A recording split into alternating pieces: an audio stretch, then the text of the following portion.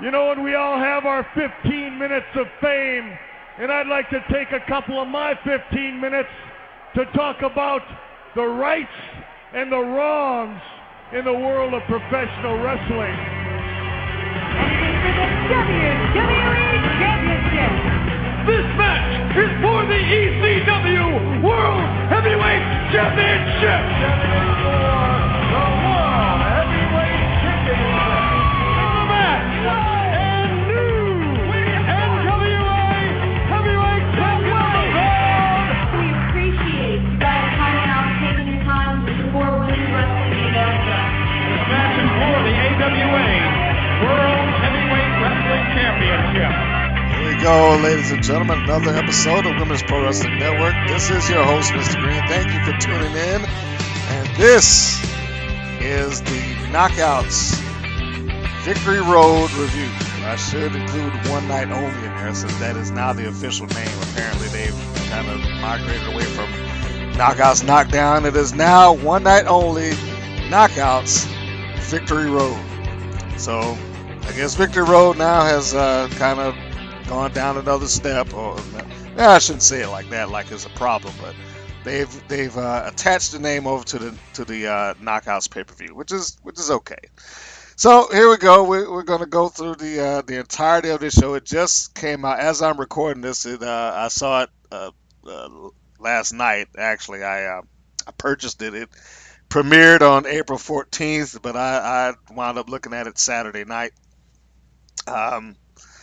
So this is their all female pay-per-view that they've become known for. And before we go into the review, I guess it brings up an interesting thought that this year the WWE will perform their version of an all-female event.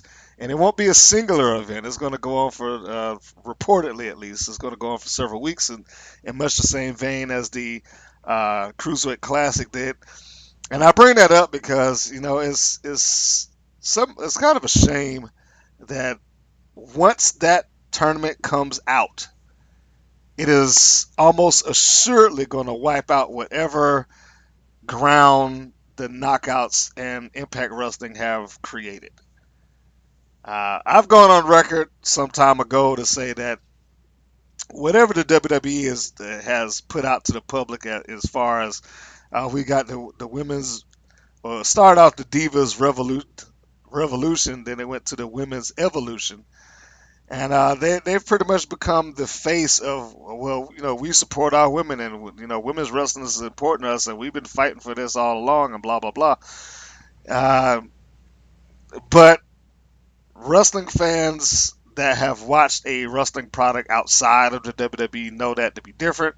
The independents, first off, have been doing it for years. You know, as far as a national platform is concerned, I would have to give credit to Impact Wrestling, then TNA Wrestling, as far as putting women into a prominent position. Not just putting them into a prominent position, but putting them into a position where they had the opportunity to succeed and draw ratings and get big numbers on their show.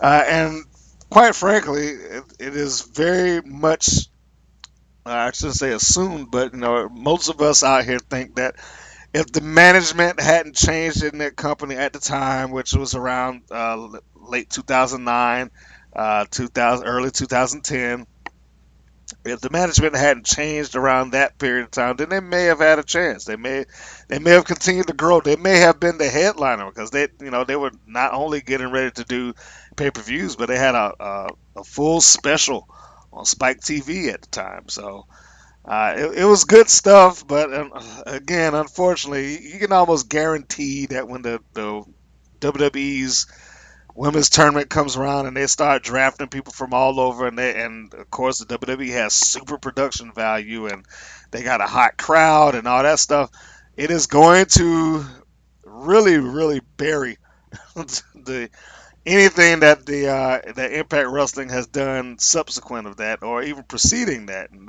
that's a shame, because there's some really extremely talented ladies that have participated in that, and we're going to go into a lot of those talented ladies right now, in fact. Um, so here it is. This is the fourth. I think not the fourth version, the first version of this because they actually changed it around. I want to say the fifth.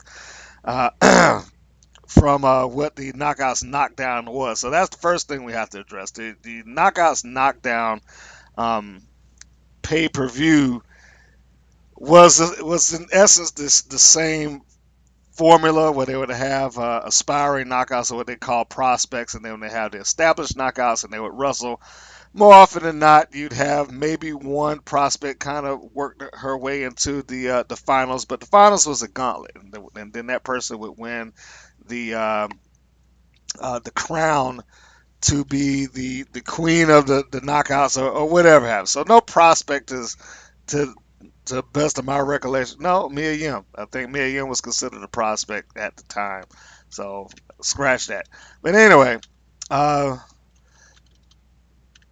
the the queen of the knockouts thing was essentially just a tiara. I think the they had a sash the first year, but nothing of any significance. That's the whole point of all this. It was even though they had the whole you won the title and you won the queen of the knockouts and this that and the other. It was never anything of any major significance. It always was just a self-contained item, meaning it happened on that pay-per-view and it was never brought up and never acknowledged again. So there was no real level of consequence behind what was going on with the tournament. I mean, they would win it, but the crown didn't mean they got any extra money. It didn't mean that they got a title shot coming up. It never was acknowledged on the day to day or the week to week television show. So it was a major complaint for me, and they did take strides to try to explain that. I shouldn't say explain it, but offer some sort of prize at the end of the rainbow, if you will, on this one. And let me correct myself. This is the fifth all ladies pay per view that has happened with Impact Wrestling. Again, the titles change, but it's essentially the same. So um, so let's get into that. The change was essentially supposed to be we're gonna get all the winners and have this big tag team match at the end. It's kind of like if you are old school wrestling fan and you remember the Survivor Series 1990 where they took all of the survivors and then they paired them off and they had the ultimate match of survival at the end where it was like the Visionaries and DiBiase versus Hogan and the Warrior and Tito Santana. It's something like that, except it was a little bit more even in concept here at the Knockouts Knockdown. But let's go on to it. The first thing that I noticed with watching this is that it opened differently. Or at least slightly. Beforehand, of course, they always started up and the prospects were in the ring. But here they open talking about, okay, we had this incident that happened backstage, and they cut to the footage showing Rachel Ellering, who we all know is Paul Ellering's daughter, and she's been around the horn, trained by Lance Storm, and she was confronted and attacked by uh, Laurel Van Ness, who we know is also as Chelsea Green, who also was trained by Lance Storm. So I thought this was a nice little opening to the show to give their match a little something extra because you knew even though that they were talking about well the match is in jeopardy and we don't know if Rachel's going to be able to get out there because what happened is that Laurel slammed her to the side of the trailer, beat her up, slammed her to the side of the trailer, drove her in shoulder first, and that was supposed to have created this incredible shoulder injury for her, and so her participation was in question. And I didn't say this at the beginning, so let me say it right now. If you are not wanting to hear spoilers, then you may need to stop this right now because this is spoiler heavy. I'm going over all of the matches. There are 8 matches in. It was a pretty long pay-per-view, well, 9 if you include the tag team match at the end. And it's going to cover all of that. So if you're not wanting to hear it, because this is still in rotation, it's still being played, you can catch it on the Fight TV app. You can order it on pay-per-view. Ain't no telling when this is ever going to come out on DVD because Impact Wrestling is horrible about that. I mean, they still ain't released the one that where Awesome Kong won her year, and never mind the fact that most times when they do produce DVDs is almost a year later. They do not have good turnaround for it, so let's just get that out of the way. But the point of all this is that there will be spoilers, so you have been warned. All right. Now, the pay-per-view starts off mainly the same way after that opening segment, which I thought was nice. It was a nice change of pace, but then they went right back into what they normally do. It's like, okay, let's introduce the prospects and get to know them, and we're gonna show you on the stage who your opponent is going to be. And they introduce them one by one. They have a little talk with them. It was Jeremy Borash this year that was doing the introductions, along with Gail Kim. They brought her out to co-host that segment with Jeremy Borash, which I thought she added something to it because Jeremy was a pretty straightforward cat, and he talked to the girls and introduced them by the name. Who are you? What are you doing? It's almost like game show host fashion. But Gail Kim provided the passion behind it. She provided, I've known this girl. I've seen her when I was working some other shows and this, that, and the other, which gave a little bit more oomph to it. So it was nice having her there. I wish she would have actually gotten on the microphone and called the matches with them, but that was left to Josh Matthews, and I know some people right there are going to be turned off the minute I say Josh Matthews called the pay-per-view. Yes, he did. He called the pay-per-view along with Jeremy Borash. So that being said, I really don't understand why they had Gail Kim come out. It was nice to have her there, and she was cool introducing the girls that came in as the prospects. But I thought she would have had at least some other role, that she would have been out there longer. That's just my personal thing. I wish she could have stayed, but I get it. I mean, I know that they just wanted her just to do the intro and kind of move on. Uh, um, so they go into the introductions, and we're going to roll down the introductions of the prospects. The first one that they introduced was Casey Quinn, and she was paired off to go against Angelina Love. Leva Bates, who had been there in a prior pay-per-view, returned, and she was paired off against Allie, who some of us know as Cherry Bomb. Amanda Carolina Rodriguez, ACR. She was paired off against the newest member of LAX, Diamante. MJ Jenkins, who I have the privilege, or had the privilege, of having a great interview with, which you can find on our channel, or you can find on the Podbean. Just search WPN Wrestling, and you can find all our podcasts and interviews on that. But MJ Jenkins, the trifecta, even though they never acknowledged her nickname as the trifecta, she was paired off against Rosemary. And she did a good job selling the fact that Rosemary is a scary thing. Although by the time the match came out, she was a different animal, taking on Rosemary. Then we'll get into that later. Alisha, her full, I guess, working name, Alisha Edwards. She makes the return. She was also in the prior Knockouts Knockdown, and she took on Sienna, AK-47, Allison K. So she had her match with her, who admittedly Sienna's one of my favorites. That's neither here nor there. Santana Garrett made her return, and she made her return as Santana Garrett. She previously was in Impact Wrestling as Brittany, so I'm glad that they kind of knocked that off, and more so than that, they even acknowledged the fact that she was there under different guise a little bit earlier. Earlier in her career, they talked about her leaving and traveling the world, which is all true. She has gone hitting the independents, and she's wrestled a number of different places, including Japan. Of course, right now she's also wrestling for WOW Women of Wrestling. She has a championship match, in fact, around the corner. I think May 11th. So free plug for her: Santana Garrett versus Jungle Girl. This is the WOW Championship match. Little known fact, I guess, at this point, is that Santana Garrett actually enters into this pay-per-view as the WOW champion. Although she did not come in with the belt, she is the current reigning and defending WOW champion. And she took on Brandi Rhodes, which I'm not even going to say a little bit shocked. I was very shocked. because Brandi Rhodes has had little to no wrestling experience, at least on television. And I was surprised that she would be there. In fact, as I was watching, I was telling myself she doesn't need to be in the Knockouts lineup. She needs to be under a prospect. But we'll go into that later. Rebel made her return to Impact Wrestling, and she was an entirely different persona, and uh, you'd have to see her in action.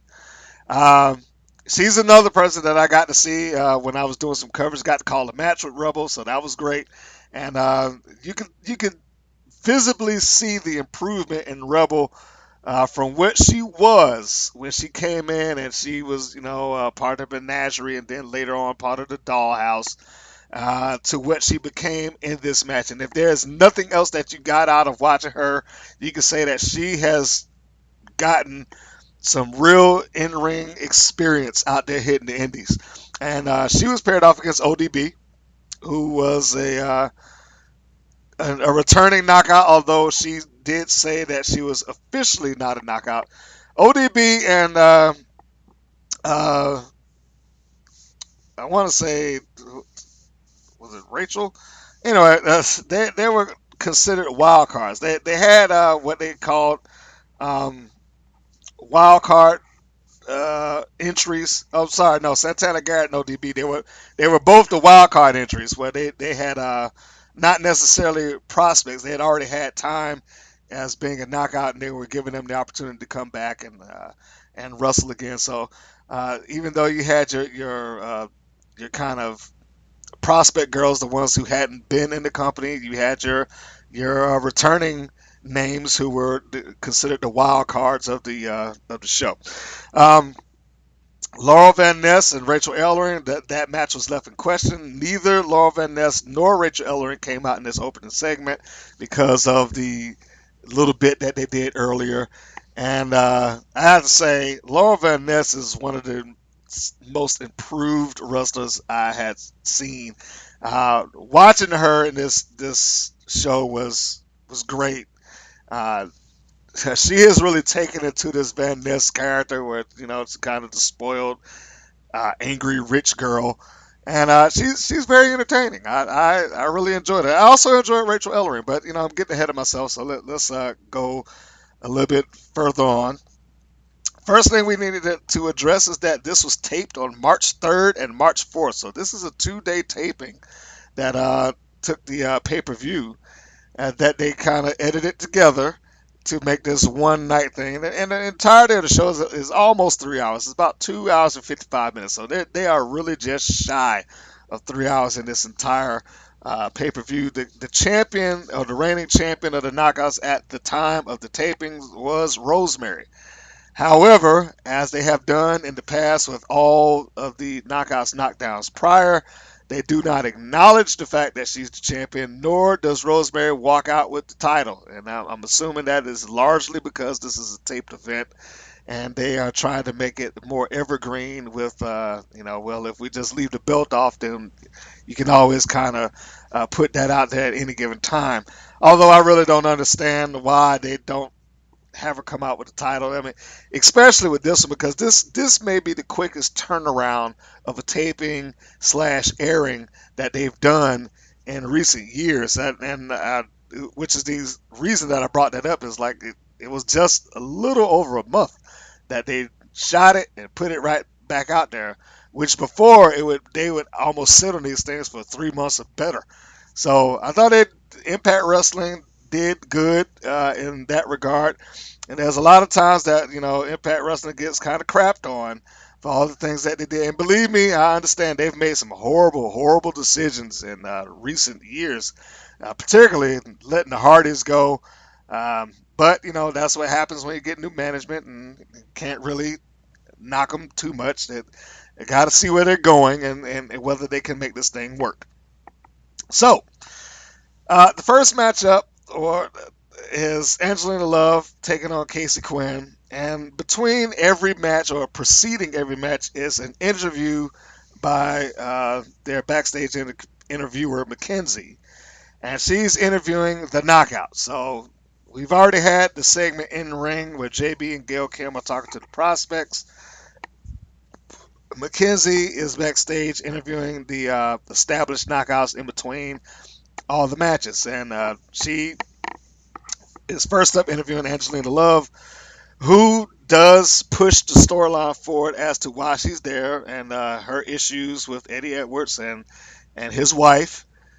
So they are current in terms of what she was talking about there. I thought that was nice. It was good to see, especially when you've seen the previous knockouts. They never acknowledge anything. And then she goes into giving the backstory between herself and Casey Quinn, where she says, yeah, Casey Quinn was trained by Jay Lethal, but people don't know that I've also had my hand in training with her too, or helping get her in, ring ready. So I know all about her. I know what she does and this, that, and the other. So what she's setting up the fact that it's a little bit of a student teacher dynamic going on there, and Angelina Love has got her number more or less. Love is accompanied to the ring by her husband, Davey Richards. And the story there is that Angelina took Casey Quinn lightly for the better portion of the match, and until, of course, Quinn starts to get some level of an advantage and fight back. Uh, Davey Richards almost dives into the ring on numerous occasions when Casey Quinn looks like she's going to score the win. But of course, Love is able to kick out and she's able to get back. Angelina Love, I have to say, has done a pretty nice job of evolving her character from what we've known her as Angelina Love, the beautiful people, kind of the ditzy blonde, so on and so forth. She's none of that here. She's almost a how can I say it nicely?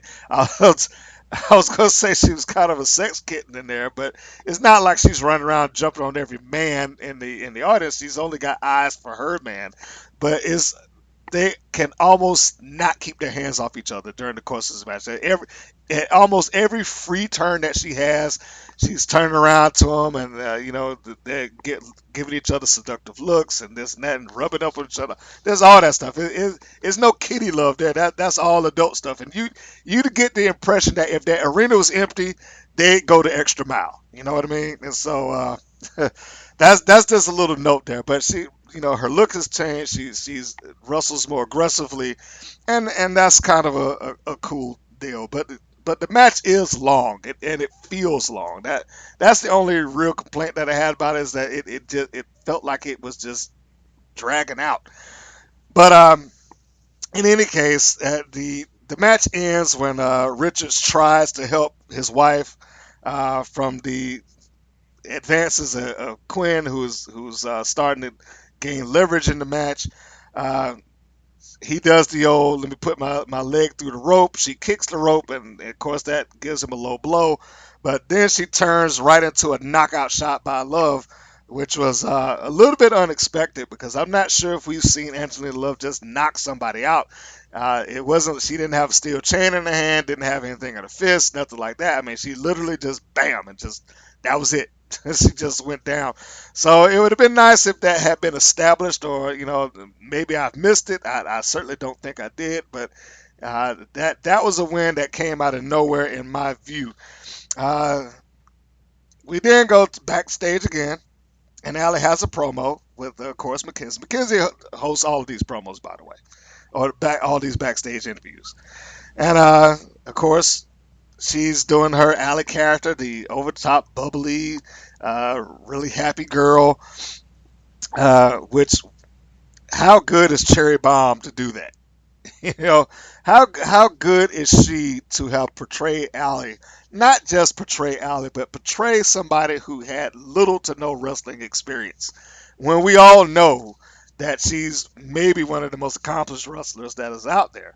And that is kind of like an actor taking a role where they have to play like somebody who acts badly, and it sounds probably easier than it is, but that's a little bit more difficult than it's perceived to be. And so big thumbs up for Allie for being able to pull this whole thing off. Allie's paired off against Leva, which is essentially a babyface versus babyface match, and they show that it's a babyface versus babyface match. There's not really a lot of aggression that comes out there. They even start off because Leva Bates comes out in costume. She's like the queen of cosplay, and I don't even know what character she was supposed to be portraying. Don't ask. Neither JB nor Jeremy nor Josh Matthews knew either. In fact, they acknowledged openly that I don't know who she is or who she's playing, which is kind of weird because I would think that they would at least have somebody kind of feed them the information, especially in a taped environment. I thought that if it was live, that was one thing, but this is edited, so I wouldn't want to get on there and sound like an idiot and say at least ask her after the show, like, who are you doing?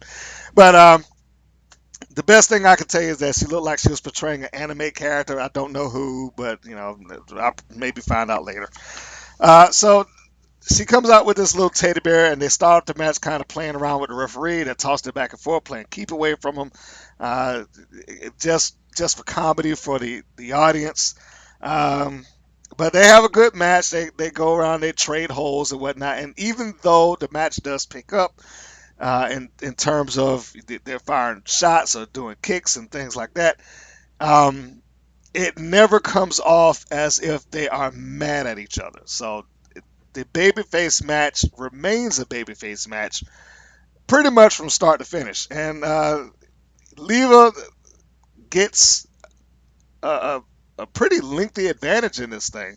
Although once Allie begins to turn it around and she gets Leva outside the ring, she follows her out, she puts her back in, and as soon as she's about to come back into the ring to, I guess, kind of finish the job, Sienna comes out, thus kind of carrying over their storyline of, the issues that Sienna and Allie have had with each other, and she attacks Allie from behind while the referee's back is turned, knocks her into the ring, which then knocks her into Leva, who, puts the coup de grace on her and wins the match. So Leva wins, even though she feels bad that she won, and she gives her the big hug at the end.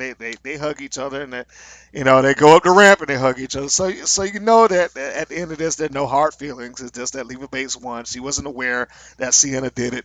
Allie finds out, of course, that Sienna nailed her from behind and all that good stuff. So we have your first prospect who advances towards the finals. Diamante is the next one up in the interview segment. And who else comes in but Conan and Homicide, the original members of LAX, and Conan still got it. He's still an awesome mouthpiece, even though, it was very brief. He comes and he delivers just a quick line to Mackenzie to kind of establish who Diamante is, and then they move on to the match. LAX seconds Diamante versus ACR. Amanda was great in her heel kind of arrogance coming out to the ringside. It's the first match of the night that was wrestled aggressively. That's the first thing. So it immediately picked up with a different pace, and that was fun. Diamante versus ACR, more or less, we just left a babyface versus babyface match. This one was basically a heel versus heel match because even though you had some people out there that was kind of pushing for LAX, Diamante is still a heel character, and ACR, Amanda Rodriguez, is also wrestling heel. The only thing that Diamante had that she didn't was she had people outside the ring that was kind of rooting her on and help her and trying to help her win, even though they didn't really intervene per se. They just were out there to provide moral support, for lack of a better term. Amanda came off as the real veteran here. Even though she was the prospect of the two, she came off as the veteran. Almost nearly out wrestling Diamante at every turn. Of course, Diamante got her stuff in. I mean, she wrestled a good match, but It started off with Amanda kind of shoving her around and using her height and leverage and strength and locking her up in the holes and things like that. So if you had to guess, I would really look at that and say, okay, ACR is the vet between the two of them. And legitimately, I think she is. And who, again, that was somebody I also had the opportunity to call a match for. There's a couple of matches with Amanda Rodriguez on our channel, so if you are looking for a match featuring her and you don't know where to go, start with the Women's Pro Wrestling Network YouTube channel. You can find her versus Devin Nicole. You can find her in a tag match with Amber Gallows taking on Devin Nicole and the Priscilla Kelly before she was the Priscilla Kelly, before she became the star that she is now. Uh, but in any case, the end of the match happens when Amanda basically gets frustrated when she levels Diamante with a big kick to the side of the head, and but she only gets a 2 count. She's frustrated that kick didn't knock her out, and she turns to complain to the referee.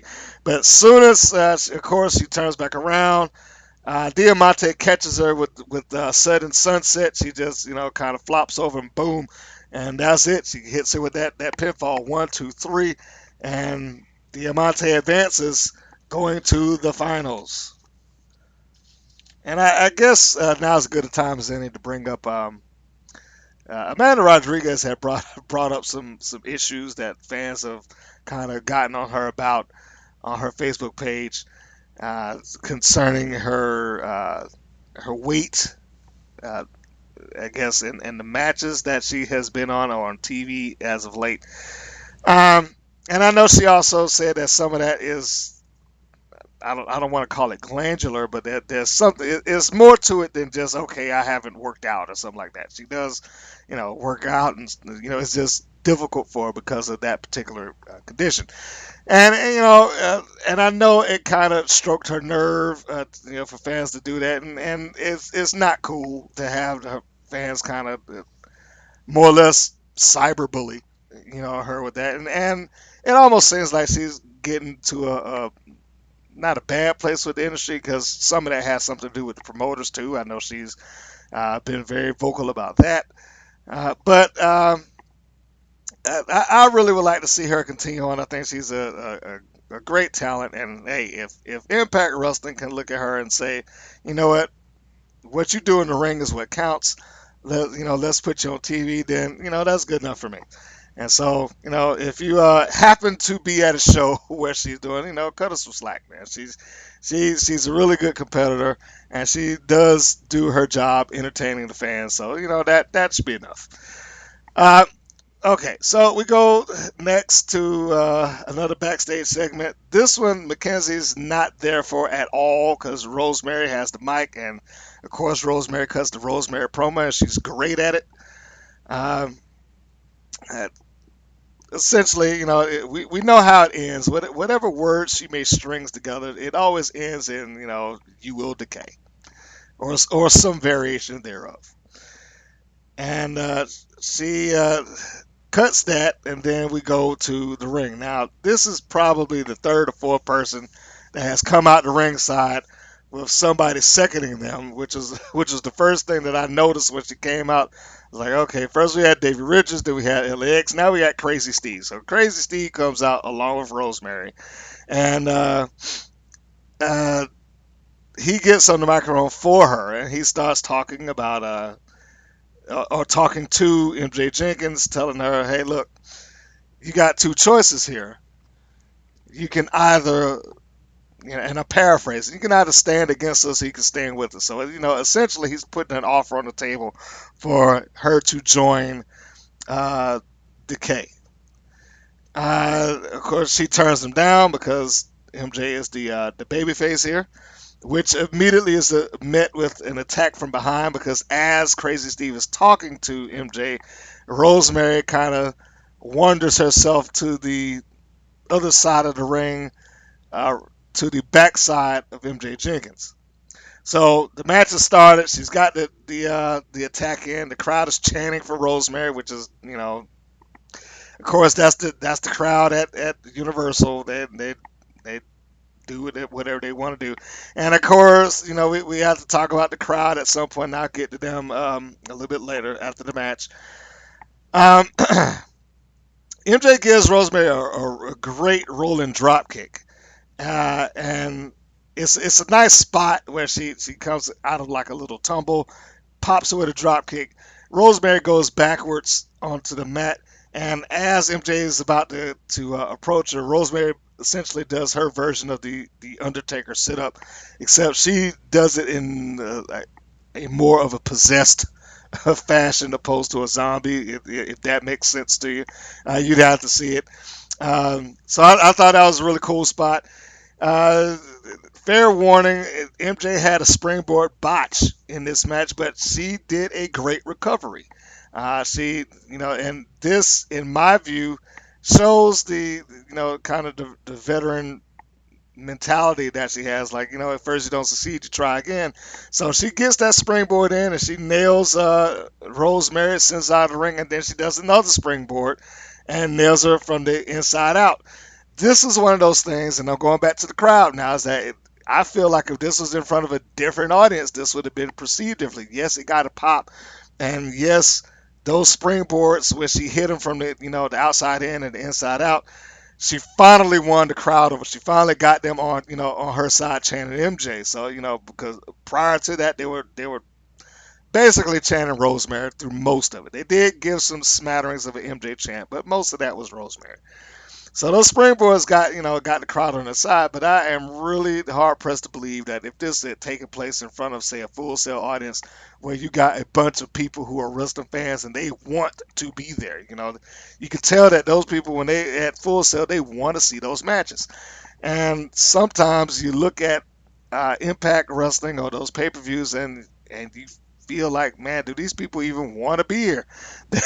they're kind of sitting on their hands. I mean, yes, there are people out there chanting and there's people out there holding signs, but it just doesn't feel like it's the overwhelming majority. And you can't control the crowd, but it does hurt the product. It makes it feel less important, and that has been the ongoing complaint of these pay-per-views since I reviewed the first one. It's always been the crowd just isn't there, and they weren't. But anyway, after she wins the crowd over, she goes back up to the top rope, not a springboard this time, but she goes to the top turnbuckle, and she hits Rosemary with the blockbuster from the top, the old Buff Bagwell move. Crazy Steve gets her attention, and when she goes over to address Crazy Steve, he spits mist in MJ's face, and then Rosemary wins with the roll-up. So it wasn't quite the dominant win that Rosemary had been doing, because Rosemary had been kind of cutting through the Knockouts division and just beating people up more or less. But here she had to rely on being a heel, which isn't a bad thing. She got into the ring with somebody who wasn't afraid of her, despite the fact that she showed the fear when she was announced as her opponent earlier. But in that same segment, she's like, okay, that's fine, I got this. And that story that she told to her face earlier came through here. That when the match started and the bell rang, all of that went out the window. Whatever creeps that she got from Rosemary's vibe or Crazy Steve or whatever, all that went behind her, and she was fighting and she was wrestling, and she wrestled as hard as she could. And it's probably very likely why she's on Impact Wrestling right now, because of her performance in this match. Speaking of that, one of the running themes that was going on in Impact Victory Road, or I was about to say Impact Wrestling, but One Night Only Knockouts Victory Road, can't believe I'm saying a full title. But one of the running themes that was going on in there was the fact that we've got contracts. We have open contracts that are signed, and the people we got our officials. They got contracts in hand. We got several of them, and you never know. They may walk out at any given time and give a contract to one of these prospects and sign them on the spot, and so on and so forth. Now they said this all night long, and all night nobody walked out. So Yeah, one that came out later on. I mean, and this is at the dead end of the night. But and I'll get into that. But they talked about his open contracts and people are we got him waiting and you never know what performance is going to do and if it was me I'd sign this person right now. They said that repeatedly and it's like they didn't present that to anybody. I like the idea and this goes to what I was saying before that there was no reward or risk or consequence in those prior knockout knockdowns, and I like the fact that they actually gave some sort of reward. You finally saw, hey, if you get this or you do such and such here, we may reward you by signing you to a contract, and you'll be the newest knockout on the roster and all that good stuff. And that was great to hear. That was great. I mean, if you're gonna take away the crown, which the crown didn't do anything anyway, then give them a reason for people to want to appear at Impact Wrestling.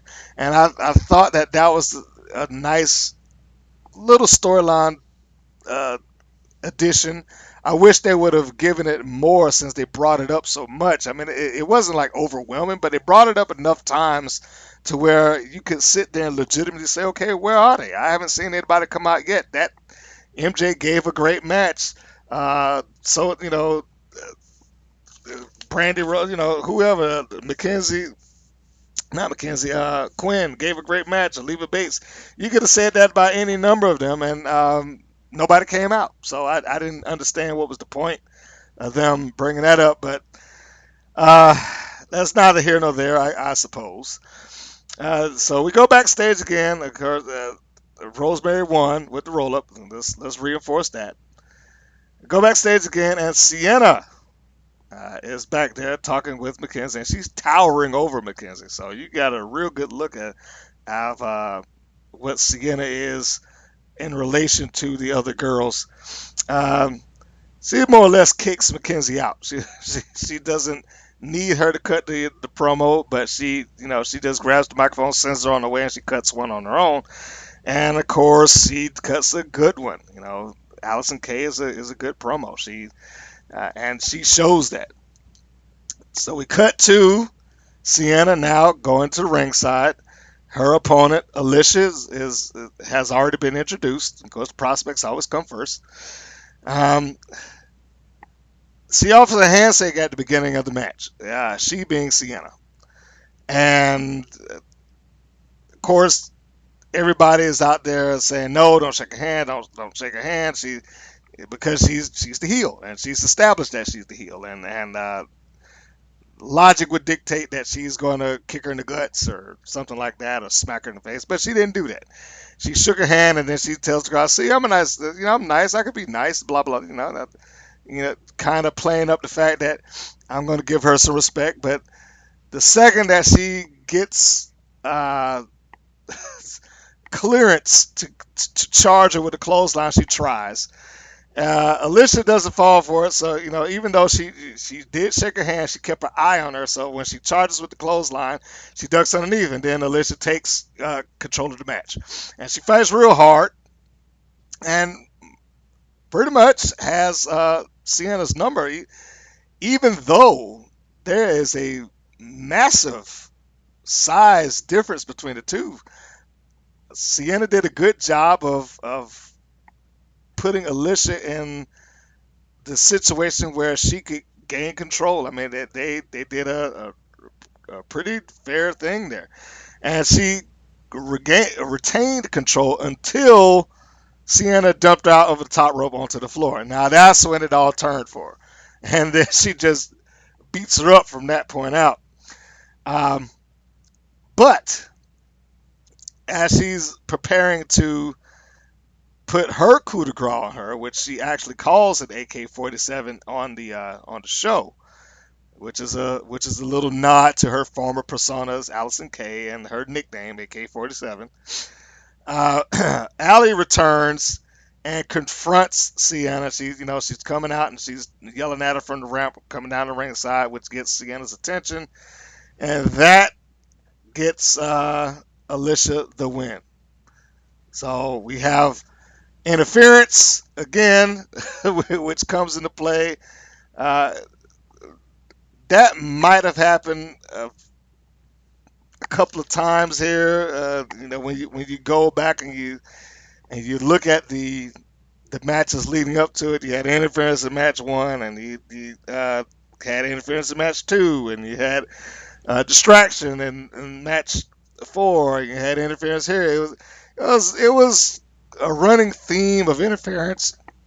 I mean, the matches were okay. So like I said, the first one's kind of long, but they were still structured well. Uh, it, I just would have liked maybe a little less of it. Let's put it that way. So we move on. Sienna's eliminated. Alisha advances, and Brandi Rhodes is next up, and she has what she is saying, her first singles match. We know that on television she was about to have a singles match, and then Cody Rhodes stopped it. She's like, well, he basically said, this company isn't going to continue to pimp out the Rhodes name, and he took his wife to the back and wouldn't allow her to wrestle. Here, kudos to them and the timing of getting this out so that it's still relevant. Brandi is saying that I haven't had my first singles match here, so I'm ready to go out there and prove what I can do. And yes, she has more experience, but I'm not gonna make this easy. So clearly, she's walking in babyface. Santana and Garrett coming in babyface, and we have our second babyface versus babyface match of the night. This one was a little less. Well, I can't even say a little less. It was no comedy in here like the Leva Bates Allie match. Leva Bates and Allie was fun to begin with, and then they kind of worked their way up into being more aggressive without being mean. Brandi Rhodes and Santana Garrett literally went move and counter move for several minutes, and they kept the crowd engaged. I was engaged in this match solely because I expected Brandi Rhodes to be terrible, and I hate saying that, because that sounds awful, but I hadn't seen her wrestle. She hadn't shown any sign that she wrestled. She hadn't shown any sign that she had gone to the Indies or had any other matches or or anything. Now, granted, I did see a clip of her in a ring with Joy Ryan where she won that match. But outside of that, and that was WrestleCon weekend, which is WrestleMania weekend. But outside of that, I hadn't seen Brandi Rhodes wrestle, so I walked into this match really expecting the worst and looking for Santana Garrett just to kind of carry it.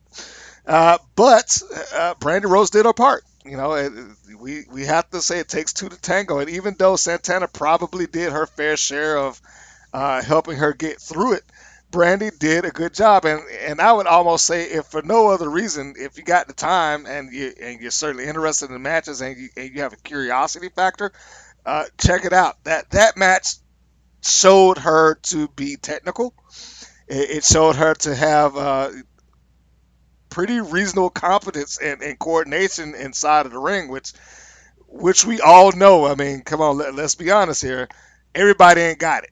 If you don't believe it, see Eva Marie. So there is drive there, and there's a certain athleticism there, and I can appreciate what Brandi Rhodes was able to do. It was a surprisingly good match, but it did end with a clean win by Santana Garrett. No, this is the first match that I can recall where nobody got up and looked at the referee. Nobody came out the ringside. Nobody came up and interfered. So it was refreshing after seeing 4 other matches where if something like that happened, a distraction, and somebody talking from the outside, or I'm yelling at the referee, where it took some distraction one way or another for somebody to win. It was refreshing to see a clean win. So if you're curious like I was about Brandi Rhodes, this might be worth the price of admission for you. The next one, ODB. And she gives the basic ODB interview, because if it ain't broke, don't fix it. And and I don't even need to fill in the blanks of what ODB would tell you, because if you listen to this, there's a good chance that you've heard ODB cut a promo and you know exactly what she says. Bam! So she did that. Um, Her opponent, Rebel. Rebel came out with a new look, new attitude, and she was playing up the cowgirl persona, and she was far more aggressive. Now, the one thing that they did do in this match, and I guess you would consider it the comedy spot, is that they got Earl Hebner involved with the old roll around and all that stuff on the mat, and um, Earl got to do his strut because he was, he was happy that two ladies were rolling on the mat with him and stuff like that. And uh, that was just a little fun for the crowd, I guess. But the key point here is that as surprised as I was about Brandi Rhodes and it being a surprisingly good match, because I was expecting essentially the worst out of her. So my apologies to Brandi Rhodes. It was also surprisingly good out of Rebel. She was incredibly improved, not just in what she was doing in the ring, but her presentation. Because the one thing I got from Rebel in her prior incarnation with Impact Wrestling is that she didn't really have a sense of who Rebel was. I mean, before she was essentially she was just the girl up from the circus who did splits and twirled the batons and stuff like that. And then she was uh, a part of the Dollhouse largely because they kept losing members. And she had her little general outfit on, and that was never really explained why she had that on.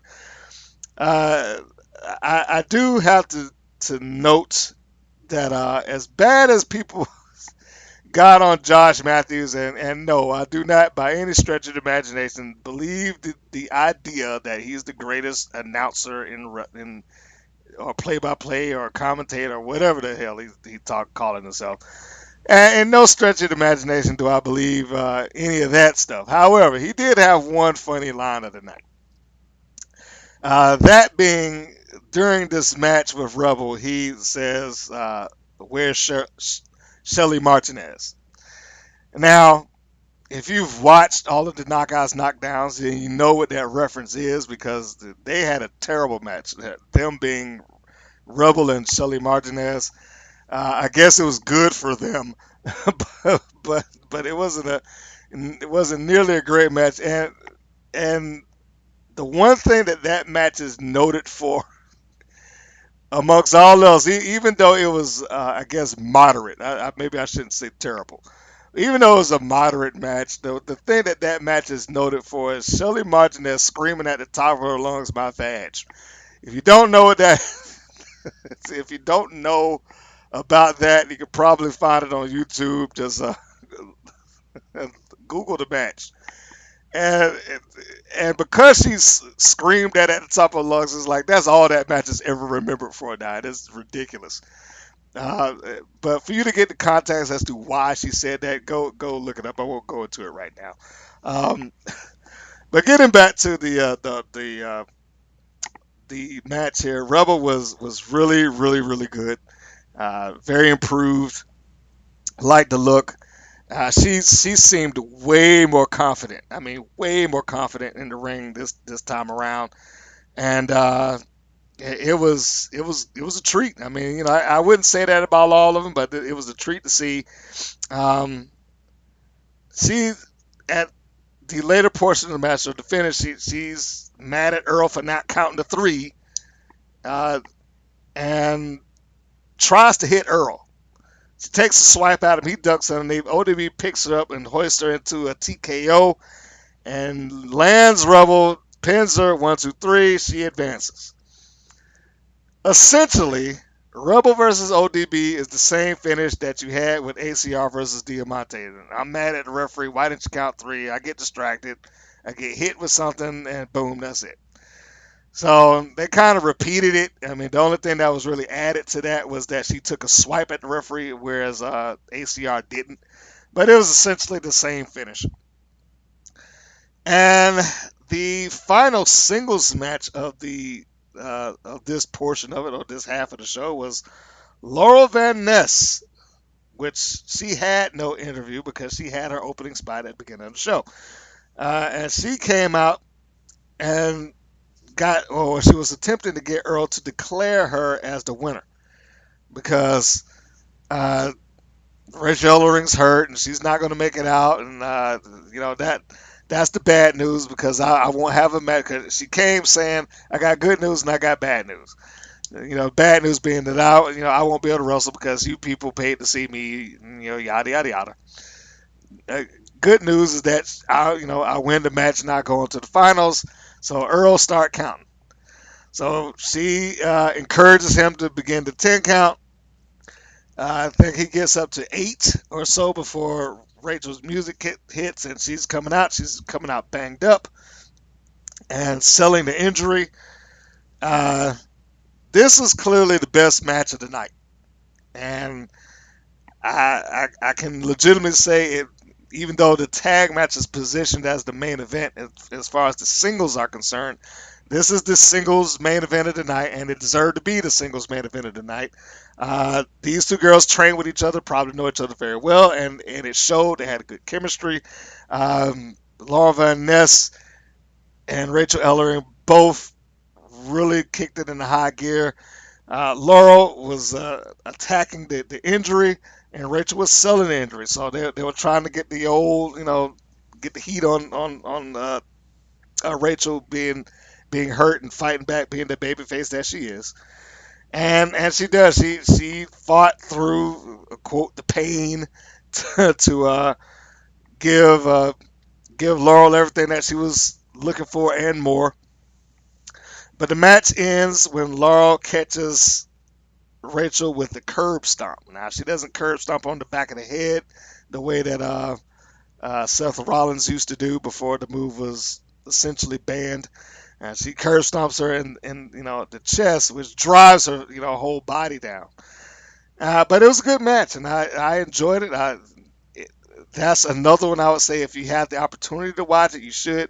And it is yet another example of if that match had taken place someplace else, if it had just taken place someplace else in a different crowd, in front of in a different venue, in front of fans that actually paid money and wanted to see the matches and were excited for the matches, it would have come off so much better. I mean, the match in and of itself was a good match, but the fans could have helped drive that point home with some excitement and cheers and all that stuff like that. And they did get into it, but it wasn't nearly the same energy that, comparatively speaking, that we see out of, say, a Full Sail when they have their matches. That audience is a wrestling audience, and it shows. Yeah, the Impact Zone audience, not so much. And not to take shots at Impact or anything like that. But there were clearly points in the match where you could see, because it's an edited show, there are times where the lights are off on the crowd because the crowd is pretty sparse. And you can see that it's pretty sparse. There are times where the lights are on because, the crowd is there and it's almost full. And then there are times where it's kind of dim and you can still see the crowd is sparse. And then you can see that a lot of the people are just literally sitting on their hands, not doing anything. They're just watching the show. It's like we just needed to come in and get some air conditioning. They're just looking at it. And that is, that is such a shame. It is such a shame that as hard as these girls were working that night, or those nights, I should say, that it gets met with an audience that really isn't that deep into it. But anyway, so we move on to what would be the main event of the night. And notice, as I said, throughout the 8 matches that took place preceding the tag match, no one from the back had come out and offered a contract to anybody, no matter what the performance was, no matter how good they were, no matter whether it was won or lost, and nobody had come out yet. I was thinking, if anything, if I were going to come out and offer a contract out, it would have been to MJ Jenkins, it would have been for Santana Garrett, it certainly would have been for Rachel Ellering. Those were really good matches. But that's just me. And that's me talking in the kayfabe world of wrestling. That we're talking storyline here. So anyway, tag match. What they essentially did is they paired off the heels and the baby faces. No big shock there, no surprise. And they created an 8-person or 8-woman tag team match. So you had the team of Rosemary, Angelina Love, Diamante, and Laurel Von Ness taking on Leva Bates, Alisha, ODB, and Santana Garrett. And they played up the fact that the heel team, Rosemary, Angelina Love, Diamante, and Laurel Van Ness, were all kind of deranged, for lack of a better term, in their own regard. And throughout the show, they did kind of portray that in their own little way. Each of them kind of portrayed their own little version of crazy. Or Diamante was just kind of like, I don't care about anybody, and angry and aggressive.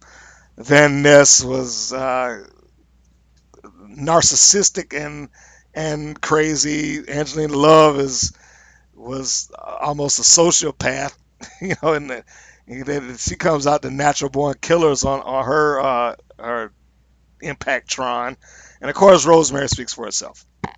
So they did that, kind of relaying the fact that the opposition had a uphill battle with the girls that they were taking on, and it was a nice match.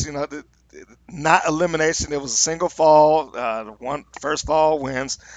It had a good spot with ODB and Rosemary, where Rosemary attempted to do the same kind of possessed sit up that she had done earlier in the night, or I should say the previous day, because this clearly was the next day. Everything that was on them before, like Laura Van Ness had an entirely different outfit on, which they did acknowledge. So that no problem for me there on that. They just said that she went to the back and changed clothes and came back out.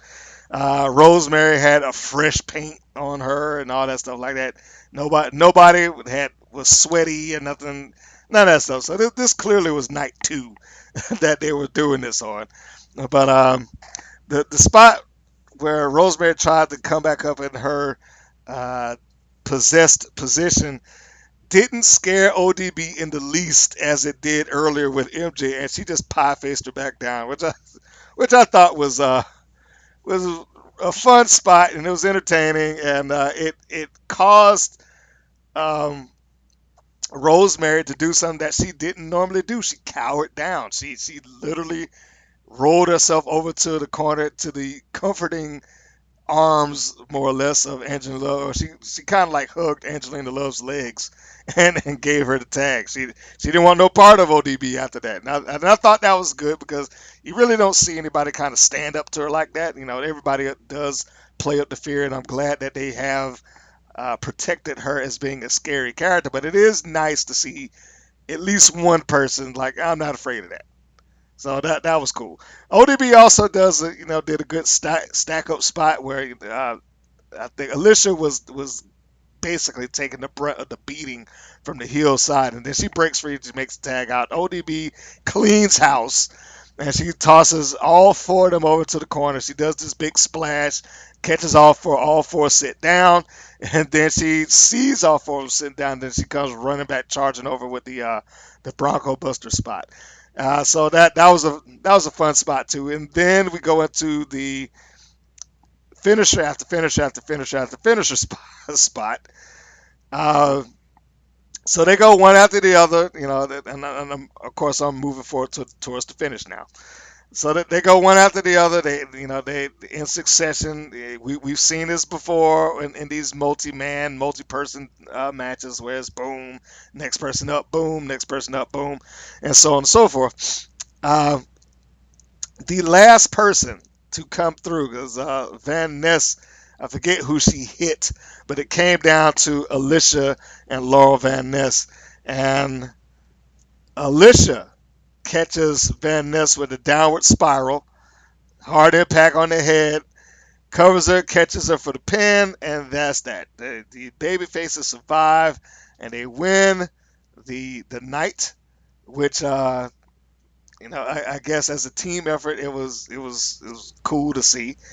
Eddie Edwards then comes out because, well, what I didn't acknowledge earlier is Alisha Edwards, of course, is Eddie Edwards' wife, which they have brought to light on Impact Wrestling on a couple of occasions, which played into the personal issues that Alisha and Angelina Love had in the tag team match, because this is the first time they had the opportunity to get at each other. So you had that um, kind of personal issue playing out in the middle of the match, which is cool.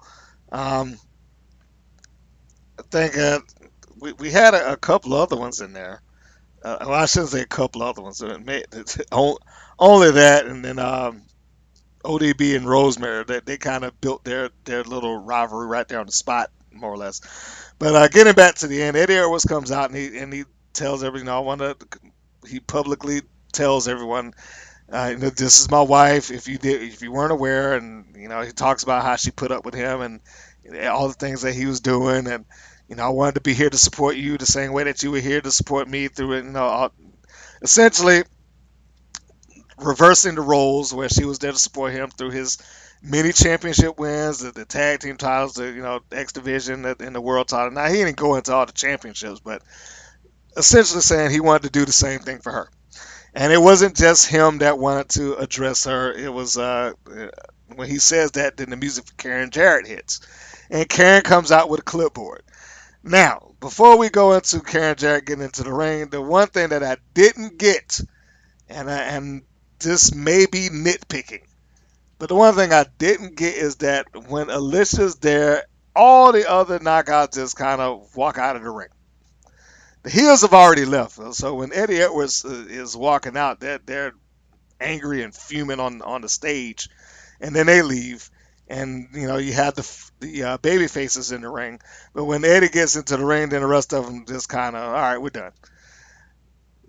Not addressing at all the contract situation or anything like that, but they all just kind of walk away. But then you have Karen Jarrett comes out and she offers a contract to Alisha, and she explains, I've seen you stand up for your man, and you didn't back down from Angelina Love on Impact Wrestling, and you showed heart throughout the night, and this, that, and the other. So I want to offer you a contract, and so Alisha gets signed on the spot of the pay-per-view. My only issue with that is, and I just said that the other girls left. I just didn't see why they would leave. Like, how did they know that nobody else was going to get signed? Why didn't they hang around to see what the finish, what this is going to be? Are we going to go back? None of it, it wasn't acknowledging, especially with it being built up over the course of the night. Like, anybody could get signed. We got multiple contracts sitting in the back just waiting to go. And throughout all of that, then one person gets signed, and that's it. And that kind of finishes up the show. The show does get a thumbs up for me, but I guess I would give it a solid B. If anything takes away from it, it is that crowd. That crowd is terrible. I really wish that if they had the option, to leave in, the Impact Zone just for a day. I mean, I would be happy if they rented out a high school gym at this point. If the crowd was livelier than what they got in that Impact Zone, and yes, I understand a high school gym would not make good television necessarily, but they also didn't have a good television spot when they used the Hardy compound, and they had a single light in there, and it was dark as all get out. But they aired that, so why not? I feel that if they could get someplace that can kind of meet it halfway. I mean, they can rent out some lights. I know they at least got that kind of money. That Anthem can do that. Anthem, if you're listening, you can do that. You can rent out some lights for them to go to just another location, just like an indie show or a ballroom. I've talked about it on the WoW reviews. Is that the one thing that I do love about that WoW review is that they've taken a different location. They're in a ballroom. They're at the Belasco Theater in LA, and it looks great. I forget how many people the Belasco holds, but in a paying crowd, top to bottom, if they pack that place out, they're looking to clear a $10,000, $15,000 gate. And for essentially an indie company, that's great. Uh, and when you pay your money to go to a show, you tend to treat it a little bit differently than when you get it just for free. When you're just walking in just because it's there, you got no emotional investment in it. But if they can get some emotional investment behind those girls, it would be so much better.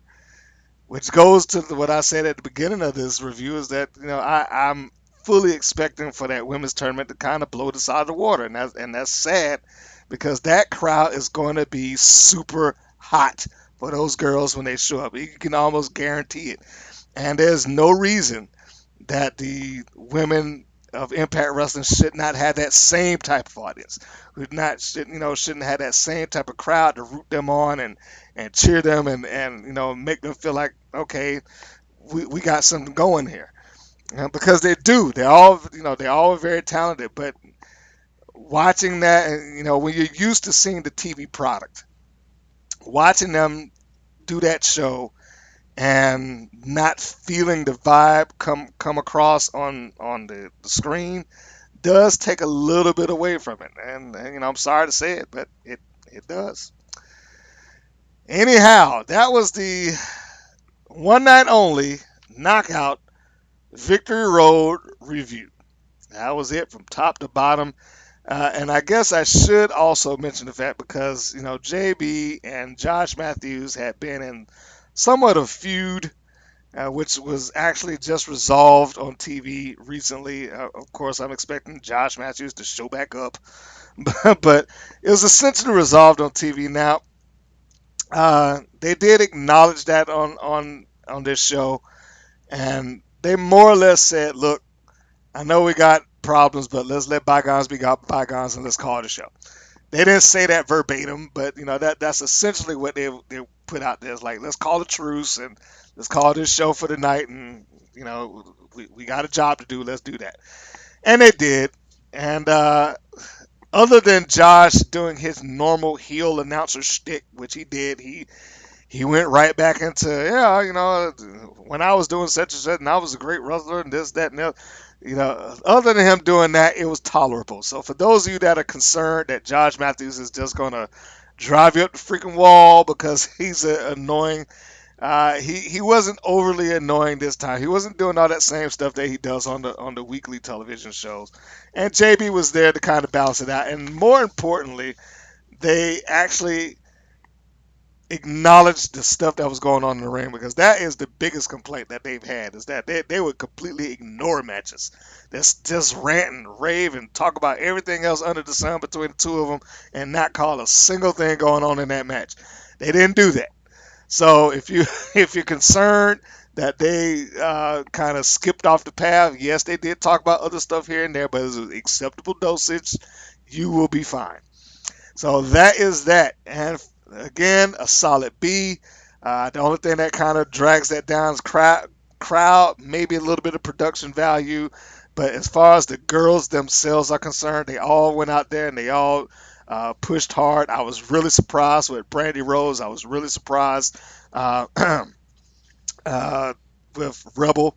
And I don't want to say surprised, but I was genuinely impressed with the main event of Van Ness and Rachel Ellering. I want to see more of Rachel now, and I'm pretty sure I'm going to see her in the tournament, or at least that's my guess. But I want to see more of her now, and I wish I could see another match with them in the future, Van Ness and Ellering Part 2. I think it deserves it. So, if you are a supporter of this show, and let me just put out there, we got some more matches coming up that's in the editing bays right now. If you're a supporter of the show, you got a couple of ways that you can support this. You can go to our Patreon and sign up and become our patron. Help keep this stuff alive, which we are just starting to push that and come up with some rewards for you guys who decide to go that route. You can also, of course, do the easy thing. You can go and order the Women's Pro Wrestling Network Volume 1, which is on the Women's Pro Wrestling Network Plus YouTube channel. You got 14 days. You got 14 days as a free trial to watch our collection of matches, 3 of which never before released. And for a 99-cent purchase, if you go beyond the 14-day trial. For that type of purchase, that is a steal. It's a steal, folks. I mean, come on, and that's 2 hours plus worth of wrestling content there. All hosted by our lovely host, April D. Of course, subscribe to the channel if you haven't subscribed. We invite you to subscribe to our YouTube channel. We invite you to go to Facebook and follow us there. We haven't pushed Twitter, and I keep telling people we got to put, or at least I'm told, we got to push Twitter more. So follow us on Twitter. Go to WPN Wrestling, at WPN Wrestling on Twitter. Give us a follow on there. And, we promise we'll start putting up more video clips and interview clips. Of course, the tweets, live tweets during Raw and stuff like that. So, yeah, if you're one of those people that like to do those things, give us a follow there. And, of course, helping to keep the channel alive, following us on YouTube and on our various podcast platforms. Wherever you may do it, whether that's Google Play, whether that's Podbean, whether that's iTunes, we're still looking to extend that podcast network. But if you haven't followed us in one of those formats, please do. And if you don't mind hearing the podcast in video format, then again, go to YouTube. Go to our YouTube channel, because most of the podcasts that we do in these audio formats are available on the YouTube channel. And if you're listening this in audio format, and if you haven't gone to our YouTube channel, what are you waiting for, man? We got other stuff on there. We got some really good interviews, and we got some matches just sitting there all for free. That's it. So you can't beat that.